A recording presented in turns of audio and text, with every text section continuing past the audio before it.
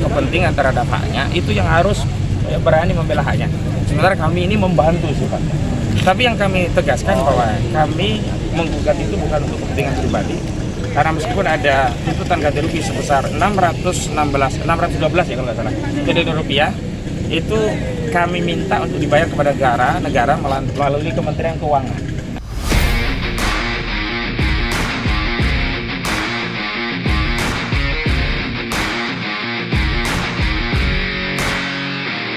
Kawan-kawan, ini adalah tanggapan pengacara Ahmad Hosinuddin. Wawancara ini kawan-kawan kita perlu sampaikan diambil di aula halaman Kecamatan Pontang, tepatnya pada hari Minggu 15 Desember 2024 dalam rangka Musyawarah Rakyat Banten dengan tema Banten menolak tunduk lawan proyek PIK yang di PSN-kan. Yuk kita simak kawan-kawan apa yang disampaikan oleh pengacara Ahmad Hosinuddin terkait kasus PIK 2 yang di PSN-kan. Kita rujuk Mu'annas Salaidin, rujuk Yoris, kemudian merujuk Hendro Priyono.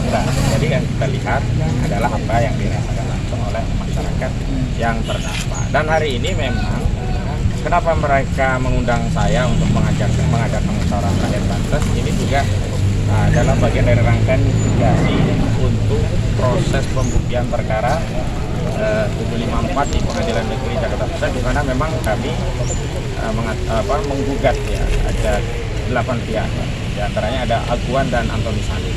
Nah, masalah ini harus diketahui oleh publik bahwa Aguan dan Antoni Salim itu adalah pemilik saham mayoritas di Pantai Indah Kapuk 2. Sehingga ketika ada masyarakat ya dibenturkan misalkan dengan aparat, oknum, preman dan sebagainya, kita jangan kemudian beradu dengan yang di bawah. Tapi kita harus melihat bahwa proyek Pantai Indah Kapuk 2 ini yang paling diuntungkan adalah saudara Sugianto Kusuma atau Aguan dan Antoni Salim.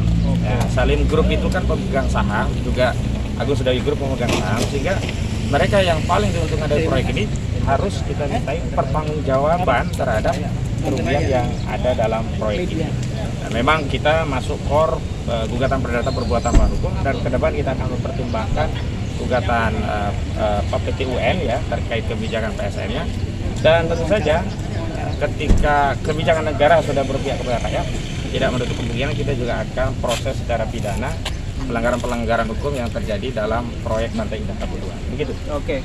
Kalau boleh tahu, Bang Ahmad Hosinuddin kan diundang ya sebagai undangan. Nanti acaranya apa ya di dalam ini, Bang? Nah, pertama tentu kami menyimak ya. Rincian acaranya belum, tapi tadi sudah ada bocoran kemarin ya seperti diskusi ini dalam rangka menyerap aspirasi rakyat yang terdampak langsung proyek PSN PIK 2 ini. Sehingga ya diharapkan seluruh rakyat Indonesia, publik itu tahu apa sih derita yang dirasakan oleh masyarakat di Provinsi Banten, beberapa provinsi ya, terutama yang terdampak dari proyek PSN PIK 2 ini, yang sebenarnya hanya di Kosambi karena hanya 1.755 hektar gitu, tapi kan proyek itu dijalankan di 9 atau bahkan 10 kecamatan, sampai ada yang di Kabupaten Serang, Kecamatan Tanara, yang kemarin kita sudah kunjungan juga di salah satu kecamatan, yakni Kecamatan Kronjo ya, di Pantai Cangkir gitu.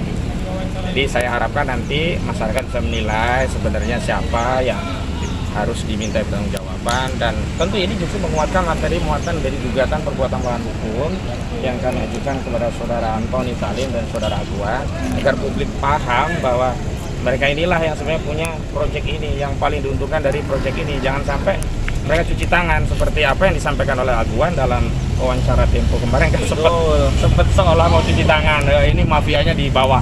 Nah, mafia di bawah, tapi siapa yang paling diuntungkan dari proyek ini, begitu. Jadi tidak boleh lah begitu. Justru semua harus diminta pertanggungjawaban dan diberi sanksi dan hukuman sesuai dengan porsi kesalahannya. Dan kalau kita bicara pertanggungjawaban terkait siapa yang paling diuntungkan dari proyek ini, ya, berarti orang yang paling diuntungkan juga orang yang paling merugikan, karena kalau tidak ada proyek tidak ada yang dirugikan. Begitu. Oke. Ya, kita lihat Bang Ahmad Hosinuddin kemarin juga ada di Pulau Cangkir, dan kita lihat di sana juga secara gamblang ada batas atau ada pagar. Pagernya bukan di darat tapi di laut. Di laut dipagerin di sana, dan kata masyarakat itu adalah bagian dari PSN PIK 2 yang dibangun oleh Aguan. kedepannya.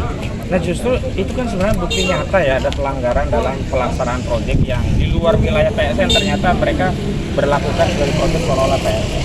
Nah sebenarnya pemerintah harusnya melakukan proses untuk melakukan penyelidikan ya audit atau investigasi dibentuk oleh tim pemerintah yang bisa menilai secara langsung dan itu langsung ke lokasi yang terdampak. Jangan datang ke abdesi, jangan datang ke lurah-lurah yang selama ini menjadi corongnya Aguan. Jangan datang langsung kepada rakyat, dengar apa yang dirasakan rakyat, keluh kesah rakyat dan lihat langsung ada ya fasilitas publik laut yang sebenarnya itu menjadi hak publik dihalangi sehingga nelayan terhalang untuk bisa melaut sebagaimana mestinya begitu. Oke.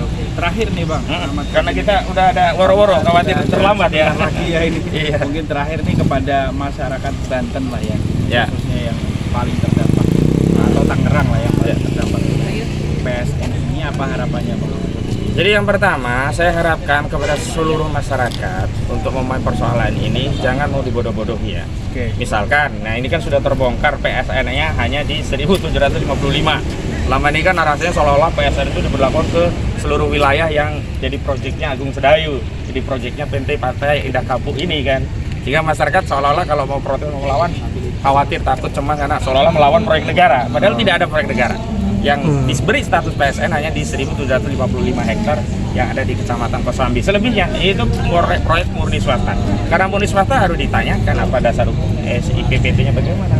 Ya, RUTR-nya apakah sudah sesuai, RTEW ya, rencana tata ruang dan wilayah, termasuk rencana detail tata ruangnya apakah memang boleh wilayah ini dijadikan properti ya, dijadikan properti atau perumahan atau kompleks. Kalau kita lihat cek dari RT/RW-nya kan semua itu rata-rata jalur hijau untuk pertanian gitu, nggak boleh untuk industri properti.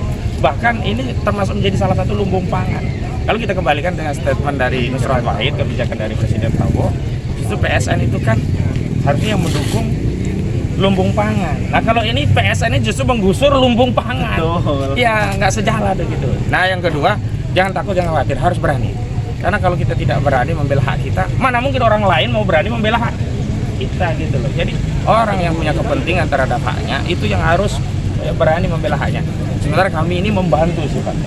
Tapi yang kami tegaskan bahwa kami menggugat itu bukan untuk kepentingan pribadi. Karena meskipun ada tuntutan ganti rugi sebesar 612 ya kalau nggak salah triliun rupiah, itu kami minta untuk dibayar kepada negara melalui Kementerian Keuangan.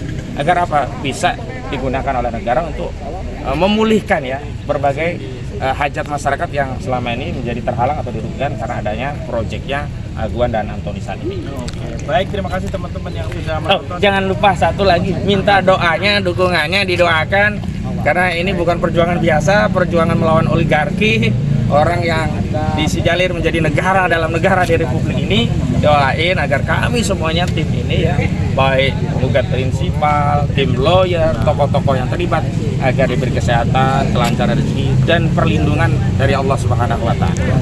Sebab kalau Allah sudah melindungi kita, tidak ada satupun makhluk yang bisa menyelamatkan kita. Baik, terima kasih yang sudah menonton. Sama-sama. Wassalamualaikum warahmatullahi wabarakatuh.